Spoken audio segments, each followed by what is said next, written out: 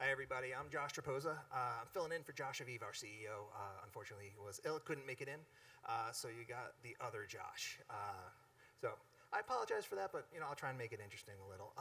We were talking about just now access to charging, and there are about 144 million households in the U.S. And of those 144, 92 million of them are single-family households. So typical house, garage, and what have you. But if you really look at that 92 million, you'll realize that 45% of that 92 million can't charge at home. They don't have access to the grid in a proper way. They don't have the right type of wiring in their house. There's a lot of older houses out there. So they can't charge at home. That's incredible. 45% of your audience can't buy your car because you can't charge at home. That makes EV pretty difficult. It's a tough pill to swallow. Then we talked about the 45, but we haven't talked about multifamily homes, people in apartments, condos, and what have you. These are people where they really, truly don't have much options as far as being able to charge at home. In fact, there's been a few studies that have been done. I've seen it 2%, I've seen it 5% of multifamily properties that can actually charge. I think even if you give it at 5%, you're looking at about 47 million homes that can't charge. So you have 47 million people, 47 million that can't charge because they're in multifamily homes. You've got 45 million who can't charge at home because they don't have the wiring in their homes. So you're now taking two-thirds, close to two-thirds of your potential buying community, and they can't charge your car. So that's leaving out an awful lot of people. And it's leaving out a lot of neighborhoods. It's no secret that when technical revolutions happen, there's lots of zip codes or neighborhoods that really don't get the access to charging. And that's what Spark Charge and currently is really looking to fix. All right, 85% of EV owners charge at home. That's their primary. They rely on that. They come home, they charge, they're ready for the next day. However, that's only it. 85% of people who live in a single family home. That 15% is struggling. 4 out of 5 EV drivers live in a single family home. So you're really starting to see how this big pie, this potential audience, is shrinking. And that was actually cool with the echo. Shrinking. All right, so my background is I've been in the automotive industry for a while now, and I joined Spark Charge about 2 years ago because I believed in their mission. Also because I'm from Boston and it's fun to say Spark Charge. So of course I went into the charging industry. It's always helpful. The whole time I'm on stage, I'm like, say your R, say your R, say your R. So, but we're doing something a little different. So Spark Charging, may have seen us on Shark Tank about 2 years ago. We were on the season premiere, season 12. Mark Cuban came on board with us. Lori Grenier came on board with us, and they've been great partners. And we've grown an awful lot since then. We make the Roadie, which is a portable DC fast charger. It can be hand carried. It can be stacked on top of each other to deliver more and more charge. And it's really had a huge impact in the world. We sell them to roadside. We sell them to OEMs. A lot of auto manufacturers are buying from us to keep their cars charged, have that flexibility. Dealers are buying from us to have that build that confidence in their drive. For their customers, they want to know that they can get charged anywhere, or what happens if I run out of charge. It really has been welcomed, and we're very happy. As a marketing person, I really love that you welcomed it. And we decided to, because we're B2B, and we only sell our hardware there, but we got a lot of calls from consumers saying, I can't charge at home, I live in an apartment, can we get this so I can keep my EV? And we started really thinking about it, that this problem, this 2/3 of Americans can't do it, and they're looking for our product that we can't sell to them necessarily. And so we said, well, how do we get the benefits of mobile charging? That whole idea of being able to get a charge wherever and whenever you need it. So we created an app called Currently. So what currently is, I guess the easiest way maybe to understand is think of it as like Uber Eats for electric vehicles. You need to charge, we're going to show up and charge you where and when you want. Just tell us the location, tell us how much charge you want, what time you want us there. We'll go and we'll take care of it. And we launched that in Dallas, San Francisco, San Jose, and LA, this whole area. And we did it for two reasons: A, to meet that need, but B, to create access.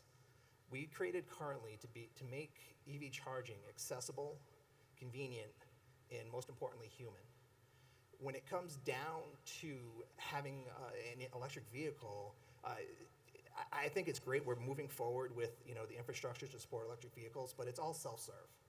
Everything we have is you're on your own, and people are nervous with this new type of technology. There's range anxiety, but they're looking for someone to help, and that's where it currently came in. We hired people from all neighborhoods. We give them training on how to repair electric vehicle chargers, how to help customers, how to become EV experts. And when you do that, you're creating greener environments in multiple ways. You have greener air, you've got plants everywhere, you've got breathable air in locations that typically is just bust exhaust. And we're able to actually create some green in people's wallets by creating green jobs, giving them some mobility. Financial mobility, not just being able to move around. So what are we learning from being out there? I'll tell you one thing about let me jump over just for one sec, because I do get this question a lot, is what happens when I run out of charge. That's always the first thing people say when they're skeptical about EVs, and we sell to a lot of roadside assistance companies that are doing it. We ran an experiment with several of our partners in California where any time that they received a call for an out-of-charge vehicle, they were given two options. We can tow you to the closest charger, or you can wait 10 minutes, even if it was around the corner, you can wait 10 minutes and get a charge instead. And we had, there were 40 incidents during that 1 month of time with the few partners that we partnered with. Does anybody have a guess as to how many people said, just tow me? Anyone? I got a 90 over here. Actually, it was 0% said they would get towed. No one. Every single person said, just charge me, I'll wait. And I think that's great. I mean, as an electric vehicle driver, I would never want to see my car up on a tow truck. That's, you're going to be watching that person, like, every little hook or everything that goes on that car, you're going to be watching that. And why not? I mean, they're expensive vehicles. You've also learned an awful lot to get them. You've made that choice to do things in that manner. So it works. People are looking for this. They want this option, this pill to get rid of range anxiety. So by making charging mobile, by making it accessible, convenient, and human, you now put a charger in every location that you can see. We blanket entire cities. We leave out no zip codes. Everybody can own an electric vehicle and have it charged without sitting at a charger. Average EV driver at a public charger, if they rely on that small 15%, I think they spend 2 to 6 hours at chargers per week. That's a penalty. That's not a benefit of having an EV. So that's why we developed what we were doing. So, and I've said so a lot, and I apologize for that. I think there's potential here. We partnered with, the previous guest, we partnered with Kia for the past several months to give every single electric vehicle in the service areas we provide free charging. And it's been widely adopted. I can't share the numbers. However, the people who have continued beyond that pilot is phenomenal. People are sticking with this. They realize that when you don't have to go to a charger, you have that safety. That was another flag. So we talk a lot with our customers because we don't use 1099 and gig workers. Not that there's anything wrong with being a gig worker whatsoever, but we have employees going out, we have team members going out, and they have relationships with these customers. They really, truly do. When we do a survey, they name every single person that delivers to them. We hear about all the drivers that come to us and say, yeah, I was charging this, I was charging the EV6, and someone came out and brought me chips and soda. And it happens every single day. We build these relationships, and they let us know what's going wrong, what's going right, and we adjust every single day. That app gets refreshed, because we want to make sure that mobile charging, which we feel is the solution for EV adoption. The biggest hurdle is charging. You can't sell vehicles if people can't charge them. And that fear, that worry, that concern around it, when that goes away, they adopt. It just makes life a lot easier. So it's a brief talk. I've said so a lot. And I just want to summarize real quick. 2/3 of our audience, of people that we want to have our vehicles, can't buy them. Well, they can, but they're going to have a tough time keeping it along until another 20 years before we have enough infrastructure to be able to go in and support that.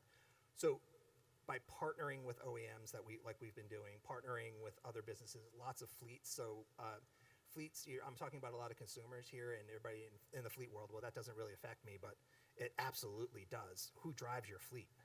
They're consumers. They're out there. You can't install an EV charger at every single person's home to support your fleet, but you can get them charged, and you can get things moving and adopt faster, because that's why we exist. We're here to make sure that EV adoption is accelerated as fast as we can. And quite frankly, if it can be delivered where you spend no time getting a charge, you spend no effort getting a charge, you don't sit at a dark parking lot looking around for the next person to walk up to your vehicle, it all goes away and makes things easier. So I ask that we all take a moment and really kind of look for ways we can accelerate this adoption. It's not just mobile, although I'd like to think it is, but we all are in this room right now. We have a chance to go out and do something pretty incredible, and I think we're there. We're starting to build that momentum. So thank you all, and you have a great night.